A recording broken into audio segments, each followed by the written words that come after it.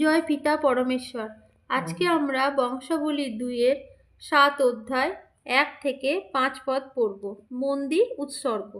Solomon প্রার্থনা সাঙ্গ করিলে পর আকাশ হইতে অগ্নি নামিয়া হোম ও বলি সকল গ্রাস করিল এবং সদাপ্রভুর প্রতাপে গৃহ পরিপূর্ণ হইল। আর যাজকগণ সদাপ্রভুর গৃহে প্রবেশ করিতে পারিল না, কারণ সদাপ্রভুর প্রতাপে সদাপ্রভুর গৃহ পরিপূর্ণ হইয়াছিল। যখন অগ্নি নামিল এবং সদাপ্রভুর প্রতাপ গৃহের উপরে বিরাজমান হইল, তখন ইসরায়েল সন্তানগণ সকলে তাহা দেখিতে পাইল।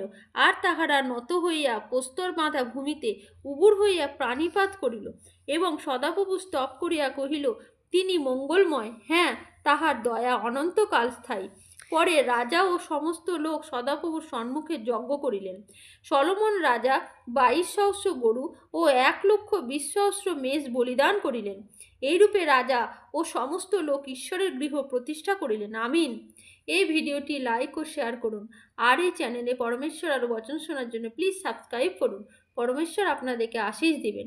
আর কমেন্ট বক্সে আমেন লিখে রিসিভ করুন। জয় যিশু মসিহ। হালেলুয়া।